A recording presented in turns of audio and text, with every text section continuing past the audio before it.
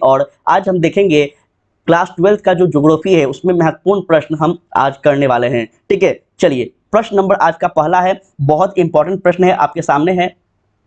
तो आप देख सकते हैं बच्चा पूछ रहा है आपसे, निम्नलिखित में से कौन सा एक मानव भूगोल से संबंधित नहीं है। तो मानव भूगोल से संबंधित आपसे प्रश्न है और इसमें आपको बताना है कि इसमें से कौन सा मानव भूगोल से संबंधित नहीं है। तो पहला ऑप्शन जो है आपके सामने क्षेत्रीय विभिन्नताएं हैं। क्षेत्रीय विभिन्नता की बात करें तो ये आपका बिल्कुल क्या है, मानव भूगोल से संबंधित है। ठीक है, उसके बाद हम अगर बात कर ले स्थानीय संगठन, ये भी है, क्योंकि अगर मानव है तभी तो संगठन बनेगा। और आपका एक और क्या आता है, तो अन्वेषण एवं वर्णन, ये भी आपका मानव भूगोल से संबंधित है।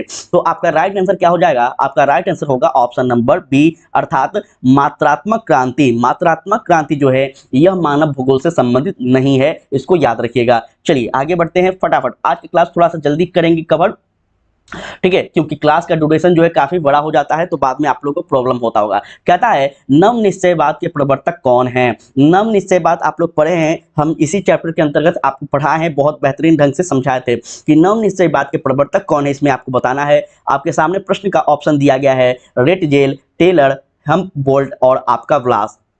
तो इसमें बताना है आप सभी को कि इसका राइट आंसर क्या होगा। नव निश्चयवाद के प्रवर्तक पूछा गया है। ठीक है, नव निश्चयवाद का प्रवर्तक पूछा गया है और इसमें आपका जो है फॉर्मट तारा जो है, इनका right answer option number A आ रहा है। लेकिन बच्चा यहाँ पे आपको याद रखना है ऑप्शन नंबर ए जो है इसका राइट आंसर नहीं होगा। इसका क्या होगा, नव निश्चयवाद के जो प्रवर्तक है वो कौन है, तो टेलर को माना गया है, जो कि बहुत इंपॉर्टेंट है, याद रखिएगा। टेलर महोदय को नव निश्चयवाद का प्रवर्तक माना गया है। यह प्रश्न पूछा गया है पिछले बार, तो आप लोग इसको थोड़ा याद रखेंगे। चलिए आगे बढ़ते हैं और नेक्स्ट क्वेश्चन की बात करते हैं। कहता है किसने कहा मानव जो है यह क्या है, तो प्रकृति का दास है। मोस्ट इंपॉर्टेंट क्वेश्चन है, तो आपको बताना है बच्चा कि किसने कहा मानव जो है यह प्रकृति का दास है। इंपॉर्टेंट क्वेश्चन है, थोड़ा सा आप लोग फटाफट इसमें कमेंट कीजिए। यही प्रश्न आपके एग्जाम में पूछे जाएंगे, ये सारे के सारे इंपॉर्टेंट क्वेश्चन है और आप लोग फटाफट, कोई बात नहीं है, चलिए कोई बात नहीं है बच्चा, कोई नहीं, गलती होता है। चलिए नेक्स्ट क्वेश्चन का जवाब देंगे आप लोग कि कहता है किसने कहा मानव प्रकृति का जो है दास है। और ये बात 100% सही है। तो इसमें जो बच्चे हैं बोल रहे हैं option number C, option number C होगा या फिर बी होगा, हम चेक कर लेते हैं। सबसे पहले आपके सामने ऑप्शन है हिंटिंग, उसके बाद अरस्तु, एलिन सेम्पुल और आपका है ऑप्शन नंबर डी वकले। तो इसका राइट आंसर होगा ऑप्शन नंबर बच्चा क्या, फटाफट आप लोग उत्तर करते चले, तब तक हम वेट कर रहे हैं आपके उत्तर का। तो जितने भी बच्चे ऑप्शन नंबर सी बोले हैं 100% सही है। ऑप्शन नंबर सी बोलने वाले बच्चे का नाम अगर हम करें तो इसमें सबसे पहले और एक ही मात्र बच्चा है जिनका नाम है आपका, ठीक है, जिनका नाम है तारा, फॉर्मेट तारा, अर्थात ऑप्शन नंबर सी बिल्कुल सही है। उसके बाद आपका मौसम है, फिर आपका दानिश, गुड मॉर्निंग बच्चा, गुड मॉर्निंग। अच्छा दानिश न्यू स्टूडेंट है, कोई बात नहीं बच्चा। ठीक है, आपका डेली जो यहाँ पे क्लास है 10 बजे लिए जाते हैं सारे इंपॉर्टेंट क्वेश्चन, जितने भी आपका सब्जेक्ट है, history, political science, geography, 100 marks का आपका हिंदी, सारे क्वेश्चन को यहाँ पे कवर करवाया जाता है। तो आप लोग चैनल को जरूर सब्सक्राइब कर लें और आपका PDF डेली टेलीग्राम पे मिलता है, तो उसमें भी आप लोग ज्वाइन हो जाएं। अच्छा कोई नहीं, आप लोग जहाँ पे भी क्लास करते हैं बहुत अच्छा है, लेकिन अगर आपको थोड़ा सा जानकारी अलग जगह पे मिल रहा है तो उसको भी लीजिए। ठीक है, आधे घंटे का यहाँ पे क्लास होता है, तो आप लोग कोशिश कीजिए कि टाइम निकालकर यहाँ पे भी क्लास करें। ठीक है, ए झा गुड मॉर्निंग बच्चा, सभी को गुड मॉर्निंग है। चलिए यहाँ ध्यान दीजिएगा, तो इसका right answer option number C होगा। नेक्स्ट हम बात कर ले तो ध्यान दीजिएगा, प्रश्न नंबर आपका नेक्स्ट है और आज थोड़ा जल्दी में चलेंगे क्योंकि क्लास का जो ड्यूरेशन है ना काफी बड़ा हो जाता है, तो इसलिए आज थोड़ा जल्दी में चलेंगे। कहता है मानव भूगोल का जनक किसे कहा गया है। बहुत इंपॉर्टेंट क्वेश्चन है, ये क्वेश्चन पूछा ही जाता है, वेरी वेरी इंपॉर्टेंट, इस प्रश्न पे लगा सकते हैं आप। तो ये आपको बताना है कि मानव भूगोल का जनक किसे माना गया है। ठीक है, मानव भूगोल का जनक किसे माना गया है, आपके सामने 4 विकल्प दिए गए हैं, जिसमें पहला है स्ट्रोबो और आपका है अटाल्मी, हेकेल या फिर आपका रेटजेल। क्या होना चाहिए, इंग्लिश क्लास होगा संडे को। ठीक है, इंग्लिश क्लास संडे को होगा, हम रूटीन बनाए हुए हैं सारे सब्जेक्ट का, तो आपका इंग्लिश का जो क्लास है ये संडे को होने वाला है। ठीक है ना, हम सारे सब्जेक्ट का रूटीन बनाए हुए बच्चा, तो आपको टेंशन नहीं लेना है, डेली आपका क्लास होगा सब्जेक्ट वाइज। आपको इसमें बताना है कि इसका राइट आंसर क्या होगा, मानव भूगोल के जनक किसे माना गया है। 4 विकल्प दिए गए हैं, जिसमें बहुत सारे बच्चे हैं ऑप्शन नंबर डी कह रहे हैं, जिसमें दानिश है और आपका तारा हैं, ए झा हैं, ये सारे बच्चे ऑप्शन डी कह रहे हैं। ऑप्शन डी की बात कर ले तो ऑप्शन डी आपका रेड जेल है। रेड जेल सही है, तो बिल्कुल सही है बच्चा, आप सभी के लिए बहुत अच्छा ये तैयारी चल रहा है। आपका राइट आंसर रेड जेल है। चलिए आगे बात करते हैं। तो नेक्स्ट क्वेश्चन आपका कहता है जियोग्राफिया। जियोग्राफिया जो है जनरल लिया के लेखक कौन है? ये पुस्तक का नाम है, आपको ध्यान से पढ़ना है। जियोग्राफिया जनरालिस जो पुस्तक है, इसके लेखक कौन है? 4 विकल्प दिया गया है, जिसमें आपका सैंपल है, वारेनियर है, आपका रेडजेल है और डार्विन है। 4 विकल्प दिया गया है, आपको बताना है। ठीक है, फटाफट आप लोग जो है उत्तर इसको देते चलेंगे। और आप अगर कोई बच्चे नए हैं तो प्लीज आपसे रिक्वेस्ट है कि चैनल को सब्सक्राइब जरूर कर लें। आपका डेली यहाँ पे क्लास 12 के विद्यार्थियों के लिए क्लास लिया जाता है। ठीक है, ऑब्जेक्टिव भी सब्जेक्टिव भी दोनों क्लासेस यहाँ पे कवर करवाए जाते हैं इंपॉर्टेंट क्वेश्चन को। तो आप प्लीज चैनल को सब्सक्राइब कर लें। अगर आप पहले से हैं तो आपसे विनती है कि शेयर जरूर कर दे, ताकि आपका एक शेयर हमारे लिए महत्वपूर्ण है। ठीक है, तो इसका राइट आंसर क्या होगा बच्चा? बोल रहे हैं आप डार्विन। डार्विन कह रहे हैं कुछ बच्चे, आपका ऑप्शन नंबर सी अर्थात रेड जेल कह रहे हैं। क्या होना चाहिए एक बार आप लोग कंफर्म बताइए फटाफट, उसके बाद हम आगे बढ़ेंगे। तो कुछ बच्चे सी कह रहे हैं, कुछ बच्चे डी कह रहे हैं। चलिए आगे बढ़ते हैं और समझते हैं कि किनका आंसर सही है।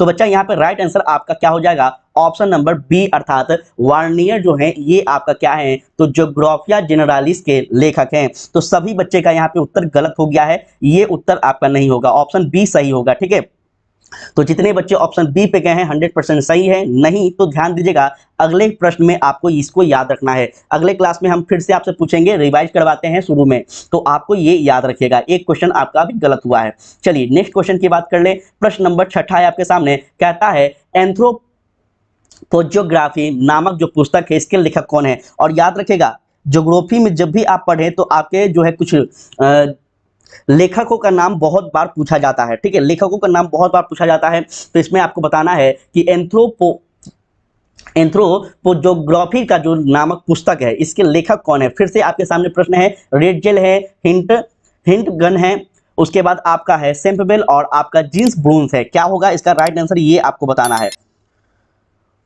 तो बहुत सारे क्वेश्चन घुमा हुआ है, मतलब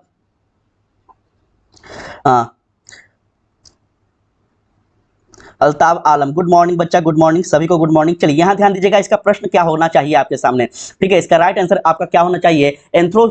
एंथ्रोपोजियोग्राफी जो है, इसका राइट आंसर क्या होना चाहिए? इसके लेखक कौन है ये आपको बताना है। इसका राइट आंसर आपका रेडजेल होंगे। रेडजेल आपका 100% सही है, 1 नंबर आपको मिलता है। ठीक है, 1 नंबर आपका कंफर्म यहाँ पे बनता है। ठीक है, रेड जेल जो है ये आपका 100% सही है, बाकी सारे गलत हैं। आगे बढ़े, नेक्स्ट क्वेश्चन की बात करते हैं। कहता क्या है? कहता है, यहां पे ध्यान देंगे, कहता है संभाववाद, या फिर हम कह ले आपका संभववाद जो है, इस शब्द का प्रयोग सर्वप्रथम किस फ्रांसीसी विद्वान के द्वारा किया गया था? आराम से प्रश्न को कीजिएगा, बहुत इंपॉर्टेंट क्वेश्चन है। ठीक है, प्रश्न जो है बहुत ज्यादा इंपॉर्टेंट है। ये आपसे पूछ रहा है कि संभववाद जो शब्द है, इस शब्द का प्रयोग करने वाला प्रथम जो आपका फ्रांसीसी विद्वान था, ये कौन था? ठीक है, इसका उत्तर आपको देना है। तो ए झा कह रहे हैं 7 का, आपका 7 का option number A Vidal de la Blache. Vidal de la Blache हैं आपके सामने, लुइयन फेवरे हैं और आपका फ्रांसीसी बेक्सन है, फिर आपका जीन ब्रूस है। तो इसका राइट आंसर क्या होगा? क्यों जा रहे हैं आप, क्या प्रॉब्लम है? गुड मॉर्निंग पिंकी कुमारी, गुड मॉर्निंग बच्चा, सभी को गुड मॉर्निंग है। चलिए कोई बात नहीं, जिसको जाना है जा सकते हैं, कोई यहाँ पे प्रॉब्लम नहीं है। अगर आपको पढ़ना है तो पढ़ सकते हैं, नहीं तो जा सकते हैं, कोई प्रॉब्लम नहीं है। ये प्रश्न आपके लिए है।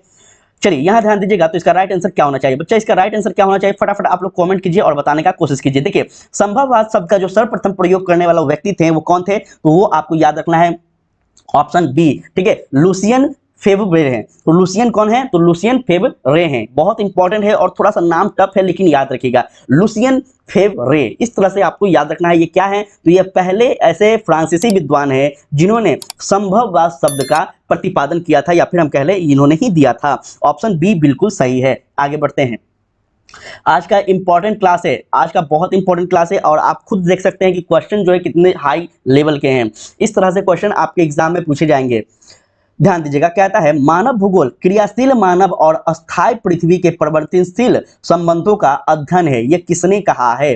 देखिए सारे आपका क्या है, तो सारा का सारा आपका जो है ये विद्वानों के कथन की बात की गई है, स्टेटमेंट पे प्रश्न पूछा गया है और 100% इसी तरह से क्वेश्चन आपका एग्जाम में होता है। अगर आप विद्वानों के बारे में नहीं पढ़ेंगे, स्टेटमेंट को नहीं पढ़ेंगे तो आप गलत कर देंगे।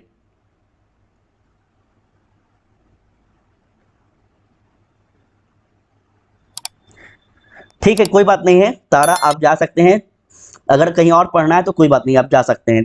ठीक है, चलिए आगे बढ़ेंगे और सब बच्चे जो हैं आप उत्तर देने का कोशिश कीजिए। ठीक है, तो कह रहा है बच्चा मानव भूगोल क्रियाशील मानव और अस्थायी पृथ्वी में परिवर्तनशील संबंध का अध्ययन कराता है। यह कथन किनका है? यह कथन किनका है? यह किनका है बच्चा? तो कुमारी सैंपल कह रहे हैं, ए झा, ए झा कह रहे हैं कुमारी सैंपल। चलिए और बच्चे का यहाँ पे आंसर हम देखना चाहेंगे, तो पिंकी कह रही हैं भी कुमारी सैंपल अर्थात ऑप्शन सी। ठीक है, पिंकी भी कह रहे हैं ऑप्शन सी, पवन कह रहे हैं ऑप्शन सी। चलिए हम देखते हैं कितने बच्चों का यहाँ पे आंसर सही है। तो बच्चा आप सभी का 100% उत्तर है सही, बिल्कुल आपका सही है और 1 नंबर आपका यहाँ पे कंफर्म सही होता है। ठीक है, चलिए आगे बढ़े और नेक्स्ट क्वेश्चन की बात करते हैं। तो कहता है निम्नलिखित में से कौन सा एक भौगोलिक सूचना का स्रोत नहीं है? प्रश्न को अच्छे से पढ़ेंगे, यहाँ पे आपका दिया गया है नहीं है, तो इसको ध्यान से पढ़िएगा, यहाँ पे गलती नहीं करना है। कह रहा है निम्नलिखित में से कौन सा एक भौगोलिक सूचना का स्रोत नहीं है? यात्रियों के विवरण, चंद्रमा से चट्टानी पदार्थों के नमूने, आपका प्राचीन मानचित्र और प्राचीन महाकाव्य। क्या आपसे पूछा गया है? आराम से क्वेश्चन कीजिए, आराम से क्वेश्चन कीजिए। तो पिंकी कह रही हैं ऑप्शन ए, पवन कह रहे हैं ऑप्शन बी, ए झा कह रहे हैं ऑप्शन बी, अल्ताफ कह रहे हैं ऑप्शन डी। बहुत सारे बच्चे हैं जिसमें कंफ्यूजन है, कुछ कुछ कह रहे हैं, कोई कुछ कह रहे हैं, तो देख लेते हैं किनका सही है किनका गलत है। चलिए यहाँ पे ध्यान दीजिएगा, तो जितने भी बच्चे ऑप्शन बी पे गए हैं उनका सही है। ऑप्शन बी क्या है बच्चा? तो ऑप्शन बी है आपका चंद्रमा से चट्टानी पदार्थों के नमूने जो है यह क्या कराता है? तो आपको भौगोलिक सूचना का स्रोत नहीं है। अब मानकर चलिए आपका यात्रियों का विवरण है, तो कोई भी अगर भारत में यात्री आया है, आप लोग पढ़ते होंगे इतिहास में कि यात्रियों का विवरण एक चैप्टर है आपका क्लास 12th में, तो आप पढ़ते होंगे ना कि कौन से शासक के समय कौन से यात्री आए, तो अपने अपने वो लोग पुस्तक में अपना विचार को भी बताते हैं, हाँ या ना? तो यहां से आपको क्या पता चलता है? इसके बारे में आपको पता चलता है कि कौन सा देश में क्या भौगोलिक सूचना है, पहला पॉइंट। दूसरा आपका मानचित्र, अगर आपका भारत का मानचित्र है, आपका यूपी का मानचित्र है, बिहार का मानचित्र है, चाइना का मानचित्र, इस तरह से कहीं का भी मानचित्र है, तो उससे क्या पता चलता है? उससे वहां का भौगोलिक सूचना हमें पता चलता है। और प्राचीन महाकाव्य जो हम पढ़ते हैं, जैसे आपका ग्रंथ हो गया, जैसे आपका ऋग्वेद हो गया, यजुर्वेद, कोई भी हो गया, तो इनसे हमें भी पता चलता है कि कहां तक किनका शासन था, कहां से कहां तक किसका सीमा था। तो ये तीनों के तीनों आपका क्या हो गया? सही हो गया, याद रखिएगा। लेकिन चंद्रमा की बात कर ले तो चंद्रमा हमारे पृथ्वी पे थोड़ी ना आता है, वो तो पृथ्वी से बाहर आता है, सौर मंडल का हिस्सा है, तो इसलिए इसको गलत करेंगे। ठीक है, चलिए आगे बढ़ते हैं, नेक्स्ट क्वेश्चन पे बात करते हैं, ध्यान दीजिएगा। कहता है निम्नलिखित कथनों में से कौन सा एक भूगोल का वर्णन नहीं कराता है? आराम से क्वेश्चन का उत्तर देने का कोशिश करेंगे, बहुत इंपॉर्टेंट है। कहता है निम्नलिखित में से कौन सा एक भूगोल का वर्णन नहीं कराता है? आपके सामने ऑप्शन दिया गया है, समकालात्मक अनुशासन, मानव और पर्यावरण के बीच अंतर संबंधों का अध्ययन और द्वैतता का पर आश्रित, या फिर हम कह ले प्रौद्योगिकी के विकास के फलस्वरूप आधुनिक समय में प्रासंगिक नहीं है। इसका उत्तर आपको बताना है। ए झा ऑप्शन सी कह रहे हैं, आर्मी लवर ऑप्शन डी कह रहे हैं, पवन ऑप्शन बी कह रहे हैं। तो क्या होना चाहिए? सारे बच्चे अलग अलग ऑप्शंस को दे रहे हैं, तो इस तरह से थोड़ा सा आप कंफ्यूज्ड हैं। यहाँ पे आपका बच्चा ऑप्शन सी होगा। ठीक है, जितने बच्चे ऑप्शन सी को कहे हैं उनका सही है। देखिएगा निम्नलिखित कथनों में से क्या कह रहा है आपका, वह कौन सा एक भूगोल का वर्णन नहीं कराता है? तो देखिए अगर भूगोलों का हम वर्णन की बात कर ले तो आपका द्वैतता पर आश्रित जो है यह भूगोल का अध्ययन थोड़ी कराता है। क्वेश्चन को पढ़ेंगे फिर आंसर कीजिएगा। देखिए आप एग्जाम हॉल में यहीं से गलती कर देते हैं, आप लोग क्वेश्चन को ध्यान से नहीं पढ़ते हैं और रंग देते हैं। अब एक बार रंग दीजिएगा, कलर कर दीजिएगा OMR को, फिर आपका कुछ नहीं होने वाला है, फिर वो आपका 1 नंबर या तो कटेगा या फिर 1 नंबर आपका ऐड होगा। तो अच्छे से पढ़ें, सोचिए समझिए फिर आंसर दीजिए। ठीक है, यहीं से आपका प्रैक्टिस होगा और जब आप एग्जाम हॉल में जाएंगे तो आप OMR को अच्छे से कलर करेंगे। ठीक है ना, तो अच्छे से उत्तर दीजिए। चलिए आगे बढ़ें, ध्यान दीजिएगा। कहता है आधुनिक मानव भूगोल के जनक कौन है? अभी हम क्या पूछे थे आपसे? अभी हम आपसे पूछे थे कि भूगोल के जनक कौन है, अब हम आपसे पूछ रहे हैं आधुनिक मानव भूगोल के जनक कौन है। आपको बताना है। यहाँ पे फ्रेडरिक रेटजेल है, वारेनियस है, आपका चार्ल्स डार्विन है और एलन सैंपल है। 4 विकल्प दिए गए हैं, चारों का उत्तर आपको बताना है बच्चा, फटाफट उत्तर देते चलेंगे। ठीक है, फटाफट आप लोग कोशिश कीजिए कि उत्तर देते चलें। देखिए यहाँ पे बताने का कोशिश कीजिएगा क्या होगा। आप लोग को क्लियर दिख रहा है? चलिए बताइए फटाफट इसका राइट आंसर क्या होगा। पवन कह रहे हैं ऑप्शन नंबर ए, और आपका रेटगेल कह रहे हैं, ए झा कह रहे हैं रेटगेल, पवन कुमार कह रहे हैं ऑप्शन ए। चलिए और बच्चे, कोई और बच्चे फटाफट उत्तर देते चलेंगे। दो बच्चे का यहाँ पे उत्तर आ रहा है, ऑप्शन ए कह रहे हैं आपका ए झा, पवन कह रहे हैं ऑप्शन ए। तो और बच्चे कोई ऐसे जो उत्तर दे सकें। चलिए यहाँ पे बच्चा सभी बच्चों का जो भी ए झा का सही है, यहाँ पे पवन का सही है, दोनों बच्चे जो है ऑप्शन ए कह रहे हैं, जो कि बिल्कुल 100% आपका सही है। आधुनिक मानव भूगोल का जो जनक है यह आपको फ्रेडरिक रेटगेल को माना गया है। बहुत इंपॉर्टेंट क्वेश्चन है, इसको याद रखेंगे। चलिए आगे बढ़ते हैं। चलिए यह कहता है आपका नियतिवाद के विचारक कौन थे? नियतिवाद के विचारक कौन थे? आपको उत्तर देना है, थोड़ा सा आप लोग उत्तर देने का कोशिश कीजिए।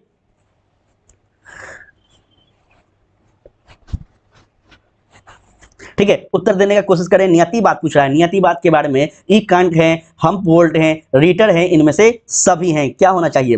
तो बहुत सारे बच्चे हैं जिसमें आप तारा की बात कर ले, हम ए झा की बात कर ले, पिंकी की बात कर ले, ये सारे बच्चे जो है ऑप्शन, कोई डी कह रहे हैं, कोई ए कह रहे हैं, कोई बी कह रहे हैं। चलिए देख लेते हैं कितने बच्चों का इसमें सही है। तारा लगातार ए ऑप्शन कह रहे हैं, पवन ऑप्शन डी कह रहे हैं। देखते हैं नियतिवाद के विचारक की अगर बात कर ले तो नियतिवाद में जो है आपका ऑप्शन डी होगा। देखिए नियतिवाद में सभी के सभी विचारक आते हैं, जिसमें ई कांट भी है, हम्बोल्ट भी है और रीटर भी है। और ऑप्शन ए जो, ऑप्शन डी जो है, इसमें एक बच्चा है जिसमें, जिसका नाम पवन है। पवन जो है ये ऑप्शन डी पे गए थे, बाकी सभी बच्चे जो है, ठीक है, इसमें सारे के सारे जो है बच्चे थोड़ा कंफ्यूज्ड हैं। अब हम यहाँ पे बात कर ले तो थोड़ा सा समझिएगा मेरे बात को। नियतिवाद की बात कर रहा है ना, तो नियतिवाद क्या होता है? नियतिवाद से आप क्या समझते हैं? देखिए वैसे विद्वान या फिर हम कह लो वैसे व्यक्ति जो नियति पे विश्वास करता है, जो कुछ भी नहीं करता है, या फिर मानकर चलिए आप एग्जाम में कुछ नहीं पढ़ रहे हैं, फॉर एग्जाम्पल समझिएगा, अगर आप पढ़ रहे हैं तो बहुत अच्छी बात है। अब एग्जाम में कुछ नहीं पढ़ रहे हैं, वो वैसे बच्चे होते हैं जो कहते हैं कि भगवान भरोसे जो होगा देख लेंगे, तो इसको क्या कहा गया है? नियतिवाद कहा गया है। ये वैसे बच्चे होते हैं जो नियति पे अर्थात भगवान पे, ईश्वर पे, किस्मत पे भरोसा करते हैं। और बहुत सारे ऐसे बच्चे होते हैं जो दिन रात लगातार पढ़ते रहते हैं, क्योंकि उनको अच्छा मार्क्स लाना है, उनको बेहतर रिजल्ट लाना है। तो वैसे बच्चे होते हैं नियतिवाद, और एक होते हैं आपका व्यक्तिवाद। ठीक है, तो इसको याद रखिएगा। चलिए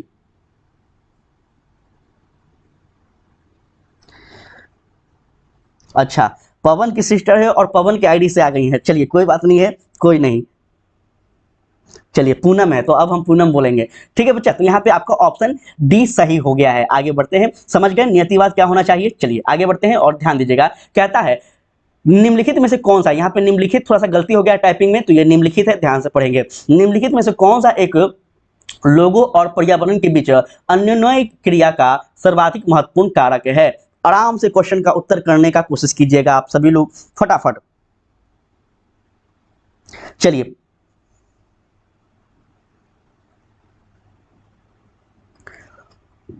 11 का आप क्या बोल रहे हैं? तारा की सर 11 का हम यह बोले हैं, क्या बोले थे? चलिए तो यहाँ पे ऑप्शन नंबर जो है आपका ए झा का ऑप्शन ए आ रहा है, आपका पूनम का ऑप्शन बी आ रहा है, चलिए तारा का ऑप्शन ए आ रहा है। चलिए लगातार आप सभी बच्चों का ऑप्शन जो है कंफ्यूज हो रहा है, कोई ए, कोई बी, कोई सी, इस तरह से बोल रहे हैं। यहाँ पे ऑप्शन को पढ़ेंगे, समझिएगा। देखिए मानव बुद्धिमत्ता, प्रौद्योगिकी, लोगों के अनुभव और मानवीय भाईचारा। आपसे प्रश्न क्या पूछ रहा है, समझिएगा। आपसे पूछ रहा है लोगों, यहाँ पे ध्यान सुनेंगे, और पर्यावरण के बीच अन्योन्य क्रिया का सर्वाधिक महत्वपूर्ण कारक क्या है? तो बच्चा यहाँ पे राइट आंसर जो होगा यह आपका, इसका राइट आंसर होगा आपका मानव बुद्धिमत्ता। मानव का अगर बुद्धिमत्ता की बात करें तो इन दोनों में, लोगों में और पर्यावरण के अंतर एक ही तो फर्क है। वो क्या फर्क है? मानव का बुद्धि है, लेकिन पर्यावरण जो है यह क्या है? बुद्धि है क्या? नहीं। तो इसमें बुद्धि, मानव बुद्धिमत्ता का जो है आपको फर्क देखने को मिलता है। चलिए आगे बढ़ते हैं, नेक्स्ट क्वेश्चन पे हम बात करेंगे। चलिए कहता है भूगोल का जनक अब बताइए कौन है? हम आपसे बार बार पूछ रहे हैं, हर प्रकार से क्वेश्चन को कर रहे हैं, तो अब आपको बताना है भूगोल की जनक किसको माना गया है। आधुनिक मानव भूगोल के बारे में बता दिए, आप लोग भूगोल के बारे में बताइए कि भूगोल के जनक किसको माना गया है। भूगोल के जनक किसको माना गया है? यूनान को, एशिया को, अफ्रीका को, इनमें से कोई नहीं। चलिए अब देश को आपको बताना है, नाम देश का, व्यक्ति के नाम तो आप बता दिए, अब देश का नाम आपको बताना है कि कौन से देश को भूगोल का जनक कहा गया है। कमेंट कीजिए फटाफट। तो इसमें रोशनी रोशनी कह रही है बच्चा ऑप्शन ए, बहुत अच्छा। चलिए और देखते हैं, तारा कह रहे हैं ऑप्शन ए, पिंकी कह रही है ऑप्शन बी, बहुत अच्छा। चलिए और फटाफट कोशिश कीजिए। ए झा कह रहे हो ऑप्शन ए। तो सभी बच्चे का लगातार अच्छा आंसर आ रहा है, सभी बच्चों का जो आंसर है बिल्कुल सही है। यहाँ पे आपका यूनान को जो है बच्चा, इसको क्या माना गया है, तो भूगोल का जनक माना गया है। बहुत इंपॉर्टेंट क्वेश्चन है और यही सब आपसे पूछे जाएंगे, इसी तरह से आपसे पूछे जाएंगे।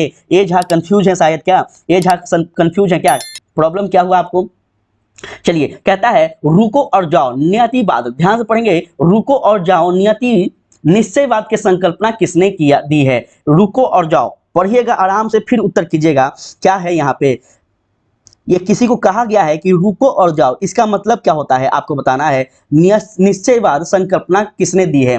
तो आपके सामने है रेड जेल है, हम्बोल्ट है, ब्लास है और टेलर है। क्या होगा बताइए फटाफट उत्तर को, ठीक बताइए, जल्दी जल्दी बताइए। 15 का डी बोल रहे हैं आपका पूनम, ठीक है, पूनम बोल रहे हैं डी। चलिए देख लेते हैं और बच्चे फटाफट उत्तर देने का कोशिश कीजिए। और एक छोटा सा रिक्वेस्ट है, विनती है बच्चा, आप लोग चैनल पे नए हैं तो प्लीज आपसे रिक्वेस्ट कर रहे हैं, चैनल को जरूर सब्सक्राइब कर लें। क्लास 12 के सभी विद्यार्थियों के लिए सभी सब्जेक्ट को यहाँ पे बहुत अच्छे ढंग से कवर करवाए जाते हैं। ऑब्जेक्टिव हो या फिर सब्जेक्टिव हो, सभी के सभी इंपॉर्टेंट क्वेश्चन को कवर करवाए जाते हैं। चलो कोई नहीं, ए झा नाम तो ले ही रहे हैं, कैसे नहीं ले रहे हैं तुम्हारा नाम, चलो कोई बात नहीं है। तो अब से ए झा का नाम पहले लिया जाएगा, ठीक है। ऑप्शन 15 का ए बोल रहे हैं ए झा। चलो देख लेते हैं किनका सही है। रेड जेल है, हम्बोल्ट है, ब्लास है और टेलर है। तो यहाँ पे हम देख लेते हैं कि क्या होना चाहिए। यहाँ पे राइट आंसर बच्चा आपका ऑप्शन डी होना चाहिए, ठीक है, डी होना चाहिए, टेलर, ठीक है। रुको और जाओ ये क्या है आपका, तो एक निश्चयवाद है। मतलब निश्चयवाद जो है होता है वो क्या होता है, तो निश्चयवाद वह होता है जो कि हर एक कार्य को निश्चय रूप से किया जाता है, उसको निश्चयवाद कहते हैं। उसको अलग अलग व्यक्तियों को जब आप पढ़ेंगे तो उनके विचार होते हैं और उस विचार को ही अलग अलग सिद्धांतों में विभाजन किया गया है। तो यही हम पढ़ते हैं भूगोल के अंतर्गत, ठीक है। राजनीतिक शास्त्र जब आप लोग डिटेल में पढ़ेंगे ग्रेजुएशन में, वहां पे भी आपको बहुत सारे विचारों, बहुत सारे थिंकर के सिद्धांत को पढ़ना होगा ग्रेजुएशन में, अभी नहीं, ठीक है। तो यहाँ पे आपका ऑप्शन डी सही होता है। चलिए आगे बढ़ते हैं। अब जल्दी से आप उत्तर दीजिएगा ए झा, तो आपका नाम पहले लेंगे, नहीं तो जो उत्तर देगा उसी का नाम लेना पड़ता है, ठीक है। ध्यान दीजिएगा, कहता है व्यवहारिक भूगोल, राजनीतिक भूगोल और आर्थिक भूगोल तथा सामाजिक भूगोल जो है यह कौन से भूगोल के उपक्षेत्र हैं? बहुत इंपॉर्टेंट क्वेश्चन है। क्वेश्चन का आप खुद लेवल देख सकते हैं कितना इंपॉर्टेंट है। 14 का क्वेश्चन कंफ्यूज कर रहा है। 14 का क्वेश्चन क्या था? अच्छा रुक जाइए, थोड़ा सा रुक जाइए, आप हम आपको कवर कर देंगे लास्ट, थोड़ा सा रुक जाइए, बस ज्यादा नहीं है, 3 क्वेश्चन और बचा हुआ है, उसके बाद हम 14 पे चलेंगे। ध्यान दीजिएगा, कहता है व्यवहारिक भूगोल, राजनीतिक भूगोल, आर्थिक भूगोल, सामाजिक भूगोल जो है यह कौन सा भूगोल का उप क्षेत्र है, आपको बताना है। बहुत इंपॉर्टेंट क्वेश्चन है, जिसमें ए झा का आपका ऑप्शन आया है ऑप्शन सी, पूनम का ऑप्शन डी है, उसके बाद आपका तारा का ऑप्शन ए है।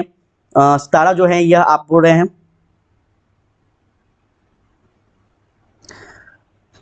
चलिए ठीक है।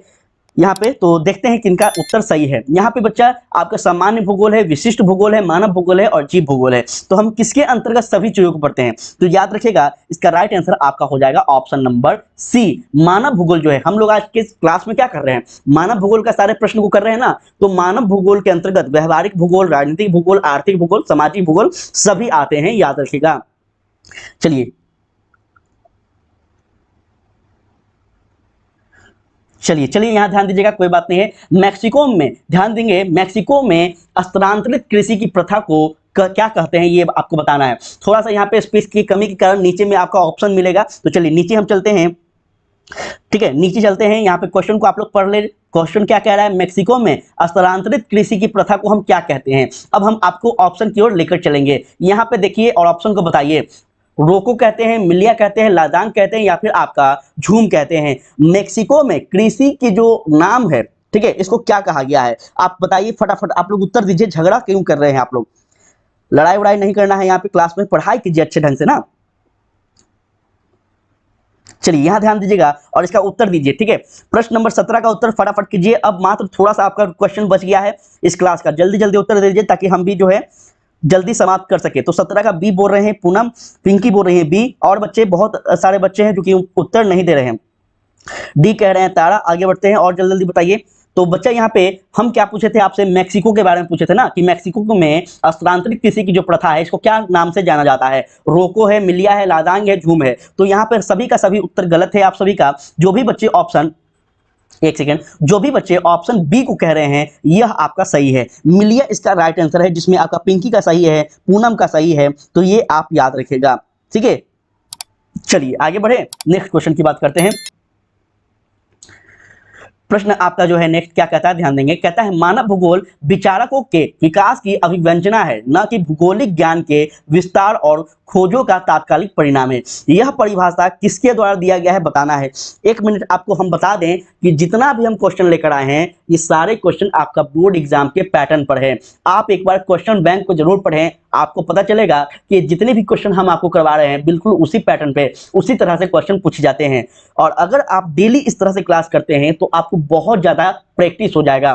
क्वेश्चन बोर्ड एग्जाम की क्वेश्चन को आप धुआं धुआं कर देंगे, यकीन मानिए, ठीक है। तो डेली 10 बजे क्लास होता है, आप सभी बच्चों को फिर से याद दिला दें, 10 बजे आप लोग जरूर जुड़े। 10 से 10:05 के बीच में आपका क्लास शुरू होता है, आप लोग कोशिश कीजिए कि जुड़िए, ठीक है। और ये आपका जो है मिस्टर प्रवेज जो है लगातार ऑप्शन बी कह रहे हैं। मिस्टर प्रवेज जो है बच्चा लगातार ऑप्शन बी कह रहे हैं। आशुतोष ऑप्शन बी कह रहे हैं। चलिए फटाफट उत्तर देने का कोशिश करेंगे। पूनम ऑप्शन बी कह रहे हैं, तो बहुत सारे बच्चे का यहाँ पे ऑप्शन बी आ रहा है, ठीक है। मानव भूगोल विचार के विकास की अभिव्यंजना, न कि भौगोलिक ज्ञान के विस्तार और खोज का तात्कालिक परिणाम है। यह परिभाषा जो है बहुत सारे बच्चे कह रहे हैं विडाल डी ला ब्लास ने किया है। चलिए देखते हैं, 18 का बी एझा, बहुत अच्छा। और इसका राइट आंसर बच्चा आपका ऑप्शन बी होगा, 100% सही। एक नंबर आपका यहां से कोई नहीं छीन सकता है। चलिए आगे बढ़ते हैं, एक नंबर ये आपका होता है। और ये आपका बहुत इंपॉर्टेंट प्रश्न है, ध्यान से सुनिएगा। कहता है वर्ष 1990 का दशक में भूगोल के किस उपागम के लिए जाना जाता है। इंपॉर्टेंट क्वेश्चन है, इसको जरूर से आप समझेंगे, आराम से पढ़िएगा। कहता है, चलो यहां पे ध्यान दो, तुम लोग इस तरह से क्यों कर रहे हो बताओ, यहां पे क्वेश्चन का जवाब दो ना तुम लोग। चलो यहां पे पूछा गया है कि 1990 के दशक में भूगोल के किस उपागम को किस नाम से जाना जाता था। उत्तर आधुनिकवाद, अन्वेषवाद या फिर संभाववाद। क्या बताना है आपको, बताइए जल्दी। चलो यहां पे बताओ, तारा फटाफट आप लोग उत्तर कीजिए। पिंकी कह रही है ए, प्रवेज कह रहे हैं ए, और बहुत सारे बच्चे हैं जो कि उत्तर नहीं दे रहे। फटाफट आप लोग उत्तर दीजिए बच्चा, कोशिश कीजिए कि जल्दी जल्दी उत्तर देते चले, ठीक है। उत्तर जल्दी जल्दी दीजिए, बहुत इंपॉर्टेंट क्वेश्चन है। और देखिए डेली आपका इसी तरह से क्वेश्चन करवाया जाता है बच्चा, जितने भी आपका बिहार बोर्ड हो, यूपी बोर्ड हो, झारखंड बोर्ड हो, सभी, और सीबीएसई बोर्ड, सभी एग्जाम को टारगेट में लेकर, सभी एग्जाम को ध्यान में रखकर, उसके सिलेबस को ध्यान में रखकर यहाँ पे डेली क्लासेस करवाए जाते हैं। चाहे आपका इतिहास विषय हो, राजनीति शास्त्र हो, इकोनॉमिक्स हो, ज्योग्राफी हो, या फिर आपका कोई भी सब्जेक्ट, होम साइंस हो, साइकोलॉजी हो, सोशियोलॉजी हो, सभी के सब्जेक्ट का जो है यहाँ पे क्लासेस करवाए जाते हैं। तो आप जितने भी नए बच्चे हैं, आपसे छोटा सा रिक्वेस्ट है, विनती है कि क्लास को सब्सक्राइब जरूर कर लीजिए, बेल आइकन को जरूर से आप लोग जो है दबा दीजिए, ठीक है।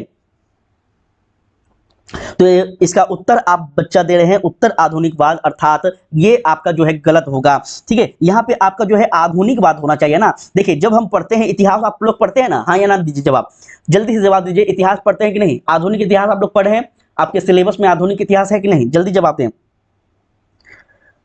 हाँ जवाब दीजिए,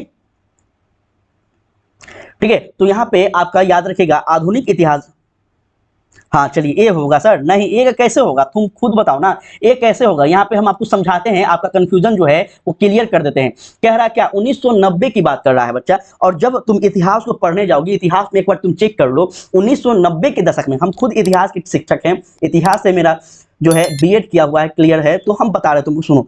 जो 1990 के दशक की हम बात कर रहे हैं, तो 1990 का जो दशक है ये किस श्रेणी में रखा गया है, इसको आधुनिकवाद की श्रेणी में रखा गया है, ठीक है। इस समय पूरे तरह से पूरे विश्व में कहीं ना कहीं औद्योगिक क्रांति हो रहा था, पुनर्जागरण काल चल रहा था, तभी तो तुम पढ़ते हो ना रूस की क्रांति, फ्रांस की क्रांति, ये सब क्यों पढ़ते हो। जब आधुनिकवाद आया तभी तो लोगों में जागरण आया, पुनर्जागरण आया, ठीक है। तो इसलिए आधुनिकवाद होगा, उत्तर आधुनिकवाद नहीं होगा। उत्तर आधुनिकवाद हम कब कहते हैं, तो हम 15वीं शताब्दी को कहते हैं, 14वीं शताब्दी को कहते हैं। इस समय जब भारत में अलग अलग देश, यूरोपीय कंट्री जब भारत में आ रही थी आक्रमण करने, उसको लूटने के लिए, जैसे हम अगर बात करें पुर्तगाली हो गया, आपका डच हो गया, आपका फ्रांसीसी हो गया, आपका इंग्लैंड हो गया, तो ये सारे के सारे जब देश बच्चा अपने भारत में आए थे, व्यापार करने के लिए और यहाँ पे जम गए, यहाँ पे बस गए थे, गुलाम बना लिए थे, उस समय की बात की जा रही है, उसको हम उत्तर आधुनिक काल कहते हैं। ठीक है, और 90 के दशक के बाद जब हम गांधी जी भारत आते हैं और आंदोलन शुरू हो जाता है, तो जितने भी आंदोलन होता है वो कब होता है, तो आधुनिक काल में होता है।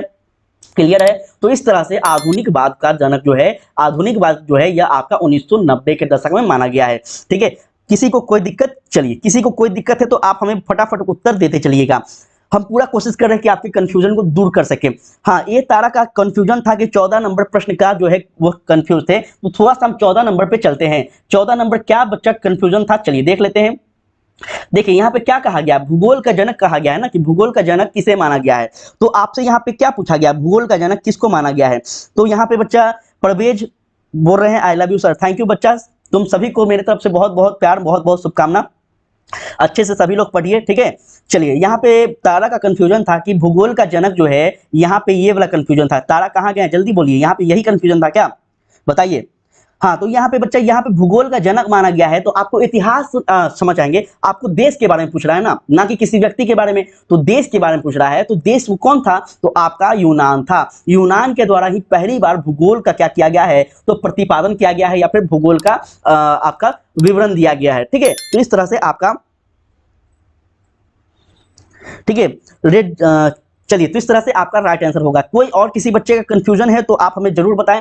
छोटा सा प्यारा सा आप सभी बच्चों से विनती कर रहे हैं, आप डेली अगर हमारे साथ जुड़ना चाहते हैं तो प्लीज आपसे रिक्वेस्ट है कि आप चैनल को जरूर जरूर जरूर सब्सक्राइब कर लें। बच्चा, आपके एग्जाम के लिए हम डेली कोशिश करते हैं, चाहे जितना भी गर्मी हो, आप देख सकते हैं हमें, हम आपके लिए 10 से 15 मिनट 20 मिनट का डेली क्लासेस लेकर आते हैं, ताकि आपका रेगुलरली बना रहे और अंतिम एग्जाम के समय में आप पे प्रेशर ना आए। ठीक है, तो आप जरूर से चैनल को सब्सक्राइब कर लें, और जितने भी आपके दोस्त हैं स्कूल में, कॉलेज में, कोचिंग में, उनसे भी जरूर आप हमें पहुंचाएं। ठीक है, उन तक भी आप जरूर पहुंचाएं। तो प्यारे बच्चों, यहाँ पे गुड मॉर्निंग कह रहे हैं, गुड मॉर्निंग सभी बच्चों को। आई एम न्यू स्टूडेंट, अच्छा बच्चा आप न्यू स्टूडेंट है, कोई बात नहीं है, अच्छी बात है। ठीक है, डेली यहाँ पे हम आपको बता रहे हैं 10 बजे क्लास होता है, 10 या फिर 10:05 के बीच में हम लाइव आते हैं। थोड़ा सा 2-3 मिनट आगे पीछे हो सकता है, लेकिन यही आपका फिक्स टाइम है। तो आप लोग जरूर जुड़िए, मात्र आपसे 10 से 15 मिनट का क्लास हम करवा रहे हैं। ठीक है, तो अगर आप इतना करते हैं तो आपका बहुत ज्यादा बेहतर क्लास होगा, ये मेरा भरोसा है। ठीक है, और एग्जाम में जब आपके सामने प्रश्न पत्र होगा तो आप हवा उड़ा देंगे, धुआं उड़ा देंगे उस प्रश्न का। ठीक है, आप सबको पता है, आप सभी बच्चे एग्जाम देने वाले हैं, आपको पता है कि ऑब्जेक्टिव का आपके एग्जाम में कितना ज्यादा महत्व है। लगभग 50-60 क्वेश्चन जो है आपका ऑब्जेक्टिव आता है, बिहार बोर्ड में खास करके हम बात कर ले तो सोचिए, अगर आप उतने पे कमांड बना लेते हैं तो आपका 50-60% रिजल्ट जो है कवर हो जाएगा। बस कुछ मेहनत करना होगा, वो भी हम करवा देंगे। थ्योरी को कैसे लिखना है, कौन कौन से क्वेश्चन को कवर करना है जो हमेशा आता है, वो भी हम आपको करवा देंगे अंतिम में। ठीक है,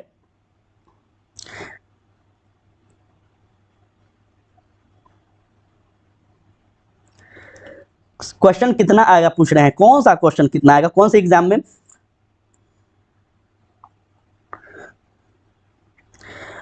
सुमन खान, सुमन खान बच्चे, हेलो बच्चे, हेलो सभी को बच्चा, यहाँ पे हेलो है सभी को, गुड मॉर्निंग सभी को। यहाँ पे आपका क्लास तो समाप्त हो चुका है, लेकिन आप अंतिम क्लास में जुड़ी हैं, खैर कोई नहीं, हम आपको टाइमिंग बता दिए हैं कि 10 या फिर 10:05 के बीच में आपका क्लास जो है स्टार्ट होता है। तो आप लोग कोशिश कीजिए कि 10 से 15 मिनट की क्लास में जरूर जुड़े।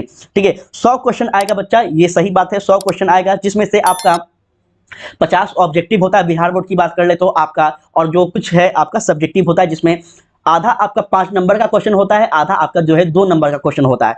5 नंबर के क्वेश्चन को कैसे लिखना है, 2 नंबर के क्वेश्चन को कैसे लिखना है, ये भी हम आपको बता देंगे। कितने लाइन में लिखना चाहिए कि एग्जामिनर आपको मार्क्स बेहतर ढंग से दे, ये सारा हम अंतिम में आपको बताएंगे, टेंशन नहीं लेना है। आप बस यहाँ पे जुड़े रहे, आपको बहुत कुछ हम आपको बताने वाले हैं। पॉलिटिकल साइंस का क्लास बच्चा पूनम कल हुआ था, कल हुआ था, आप लोग डेली नहीं जुड़ते हैं। हम रूटीन बनाए हुए हैं, आपका 5-6 सब्जेक्ट है, सारे सब्जेक्ट का हम रूटीन बनाए हुए हैं। ठीक है, पॉलिटिकल साइंस में कंफ्यूज है, क्या कंफ्यूजन है बच्चा बोलो। ए झा कह रहा है पॉलिटिकल साइंस में क्या कंफ्यूजन है बताइए। रंजन गुड मॉर्निंग बच्चा, सभी को गुड मॉर्निंग है। क्या कंफ्यूजन जल्दी बताइए हमको, देखिए बहुत ज्यादा दम गर्मी लग रहा है, तो जल्दी जल्दी आप लोग अपना कंफ्यूजन बताइए ताकि हम क्लास को समाप्त कर सकें।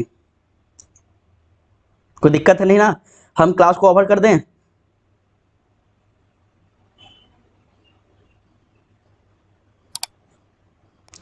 ठीक है, तो क्लास को ओवर किया जाए।